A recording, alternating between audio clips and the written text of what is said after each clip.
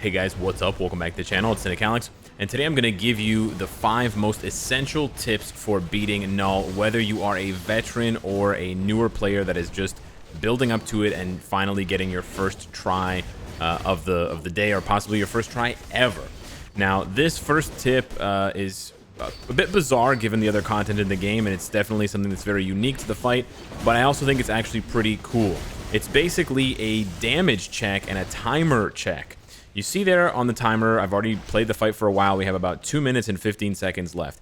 If you cannot get KNULL out of his chair by 1 minute and 55 seconds, basically if you don't do enough damage to get down to the 31st bar of his HP at 1 minute and 55 seconds, he will kill your entire team. He basically auto kills your team. He says, "You are too weak."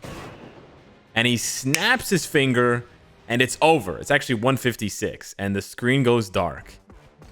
So this is not a bug, not a glitch. This is just letting you know that you have not yet built up your characters or your account, your cards enough to the point where you can take on the big bad KNULL. So at that point, if you're seeing that message, then it's one of 3 things that you need to identify. The first one, and probably the easiest one to identify, is whether you've brought along the right characters. In this case, Cyclops is not bad. He's a good leadership, and actually with my build, he might be able to clear it in a minute 50 with a minute 55 left, but Ant-Man and Black Panther are just too weak. They need reworks, sadly, in this game, so you're gonna have to bring stronger characters. If it's not the characters, if you've brought, Sharon Rogers, Star-Lord, Doctor Strange, then you probably want to check on your cards to make sure that you have enough all attack, physical attack, energy attack, ignore defense, skill cooldown, and that also goes for your character build. You don't necessarily need stats as good as mine. You definitely don't need stats as good as mine, because I can go way higher than stage 1 or 2, but if you're, severely lacking in one of those departments,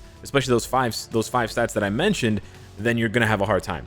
Third thing, check on the characters you're using. Only use characters that have damage proc obelisks with crit damage, or they have CTPs of energy or CTPs of rage. If you're bringing in PvP characters or characters with, unfinished builds, there's a good chance that you're not going to do enough damage to KNULL. The second tip I have for you against KNULL is actually one where you'll be doing too much damage and KNULL will try to slow you down. So essentially, if you're dealing enough damage to KNULL that you're going to get through this first phase, he doesn't want to get up off his throne, so he will throw a bunch of symbiote ooze at you, and he will try and stun you. So it's not this skill here where he knocks you back, it's this other skill. You'll see the ground fills up with symbiote ooze. You'll probably see it here after I pop my tier 3. If you do enough damage, it basically triggers that attack. So there you go. The ground is about to fill up with symbiote ooze.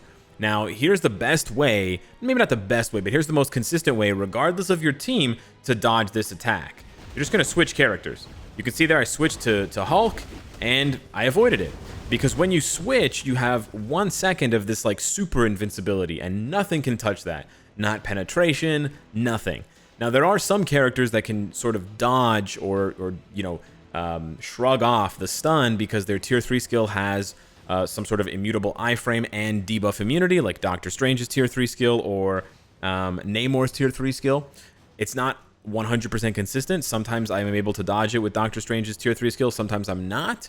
You can also use a debuff leadership like Sentry, Jean Grey, or Silver Surfer. But again, if you're not using those characters or you don't have those characters, what other choice do you have? Well, you have the choice of switching.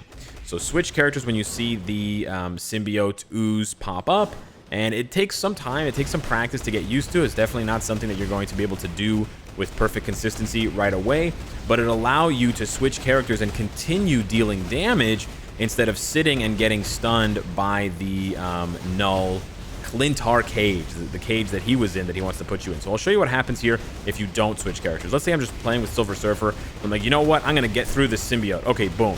He stuns you for a combined like 6 seconds. And he also puts 1 stack of the symbiote erosion on you. Of course, if you get 5 of those symbiote stacks, then that character will die. And it doesn't matter if they have revive, they will die from the revive. Now, this attack, thankfully, is only available in the first phase of the fight where he does this sort of symbiote jail. So once you get him out of the chair, you won't have to worry about him doing this to you in the next phase of the fight, because he just sort of moves on to other tricks up his sleeve. The next tip I have for you in regards to KNULL is the safe circles that KNULL will do. basically he makes the rest of the arena unsafe, or it will instant kill you. And just that one circle that's not, like, it's sort of highlighted by a purple ring, but it's not covered in purple. That one circle will be your one safe zone. As you can see, I didn't take any damage. He will do this attack automatically once you drop him below 22 to the bottom of 22 bars after that cutscene. And then he will have a different circle, a different safe circle that he will do once you get him under, I believe it is 12 bars. So after the dragon phase, before you get him down to 7 bars, he will do it. So he actually has two, it's just one variation on this circle ability. So I'll show you, I'll sort of stall out the fight here so you guys can see what the first one looks like, the one that we just saw. It's always in the same place as long as this attack is being triggered before the dragon phase. There's sort of the before the dragon phase circle, and there's the after the dragon phase circle. So we're going to just do regular damage here, and we're going to see he's going to do the circle thing again because we just haven't done enough damage to push him.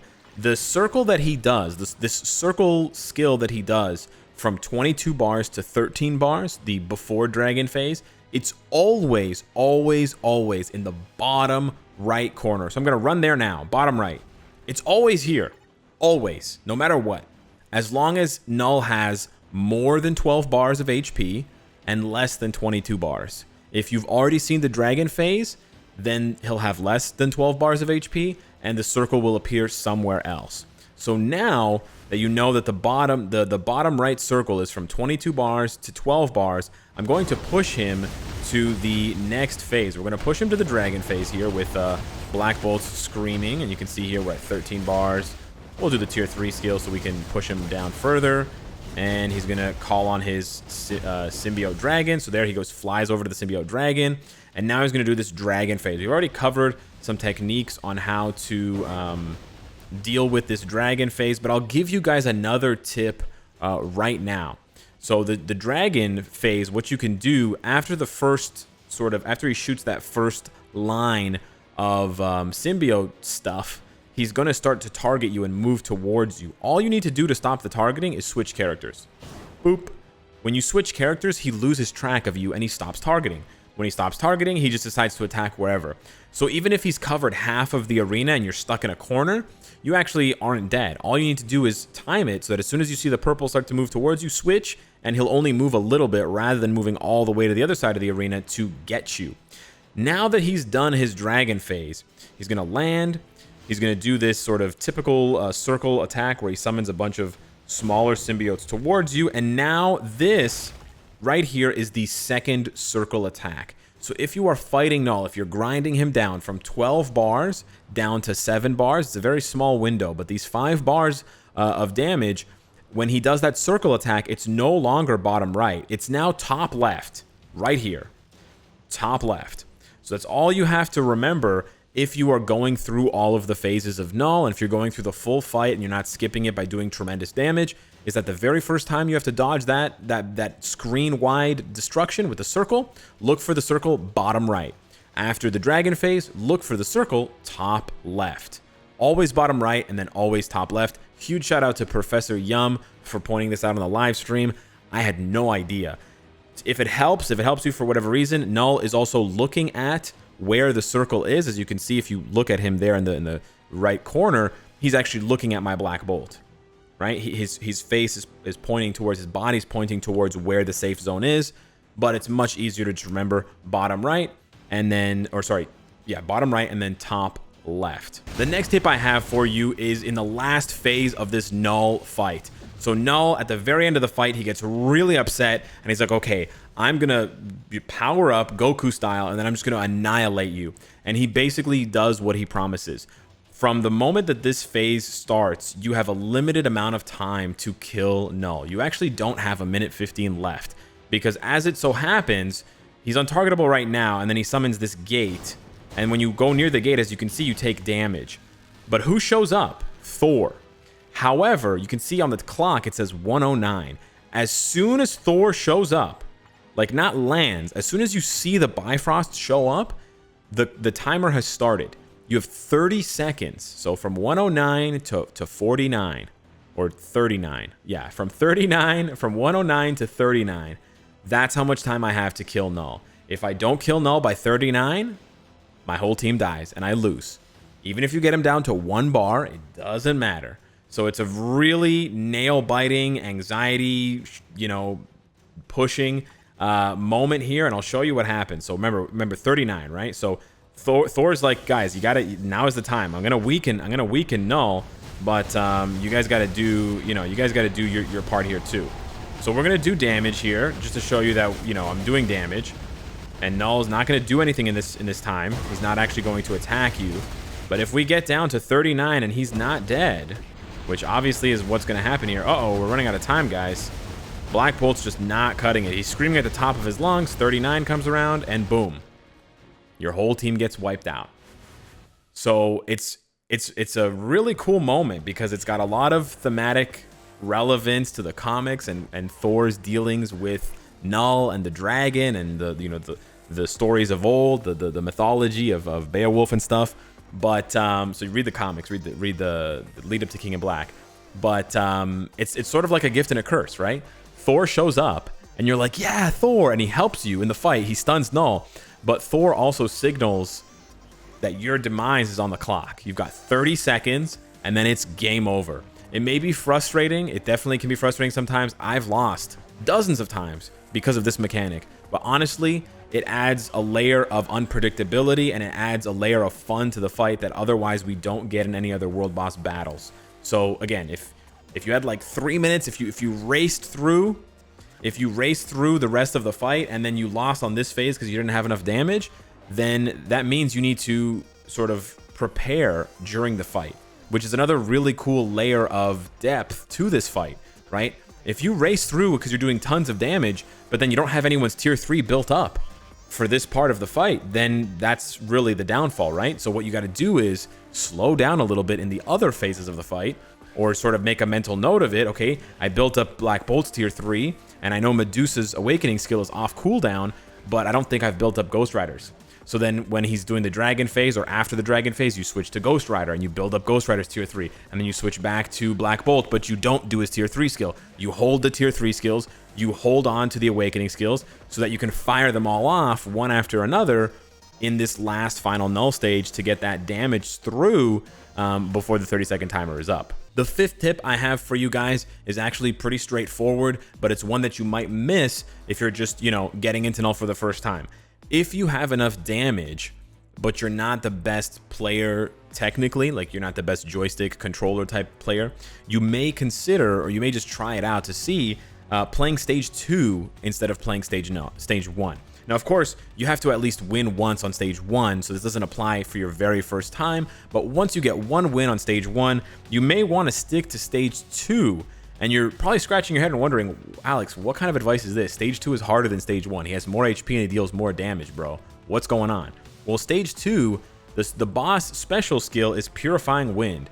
Now, it's pretty annoying to get hit by the Purifying Wind because it stuns you for 1 second and it removes your buffs. However, the stage 1 boss skill is way more annoying. It's Blade Twister. It's those tornadoes that appear. There's 5 of them, and they sort of look for you. They home in on you, and then they will snare you. I think snare or bind for 1 second each time they hit you, and they bleed you. And the bleed does 2,000 damage per hit, so it's much better than Baron Zemo's bleed and Blade's bleed.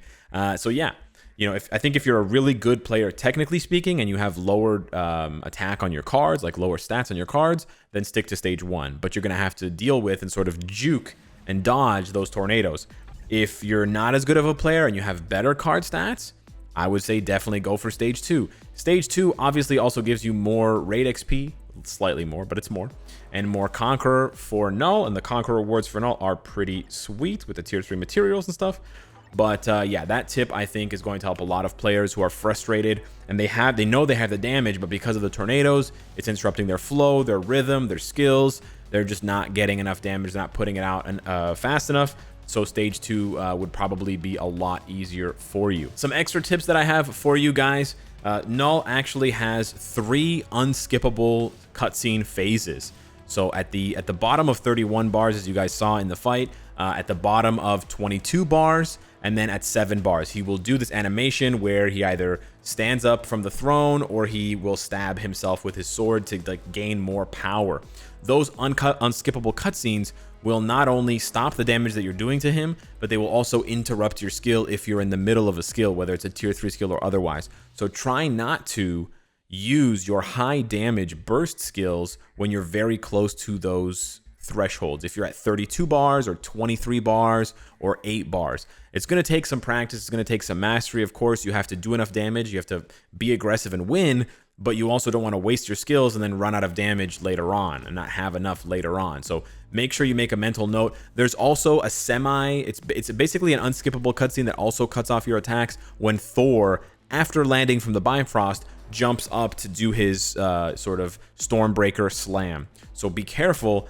In between Thor landing and Thor doing the cutscene, you can sneak some attacks in on Null when he's in that Clintar prison, but then Thor will interrupt you, so you have to sort of thread the needle a little bit. Or if you're confident in your damage, just stand by and wait for Thor to slam and then start attacking. The last tip I have for you guys is 3 strikers. Ancient One, Baby Groot, not Holiday Baby Groot, just regular Baby Groot, and then Anti-Venom or the new War of the Realms Venom.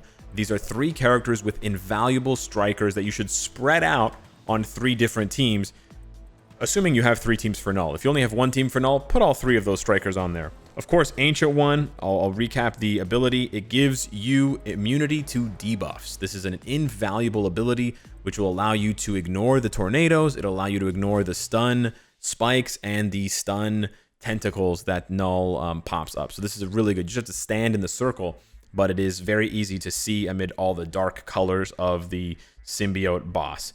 Obviously, Baby Groot, you have to get hit, but when you get hit, he will come out with the Blossom Sprout. He'll drop 5 little heals that you can pick up, and those will heal you for, 7% each. And then, of course, Venom, he will heal you with the blobs as well. It doesn't matter whether you choose the anti-Venom or the new Venom. The new Venom has all defense down, but all defense down does not apply to Null, so it actually doesn't matter. So you can choose either one of them. I'm not sure if their heal is the same or if it's the same number of blobs, but yeah.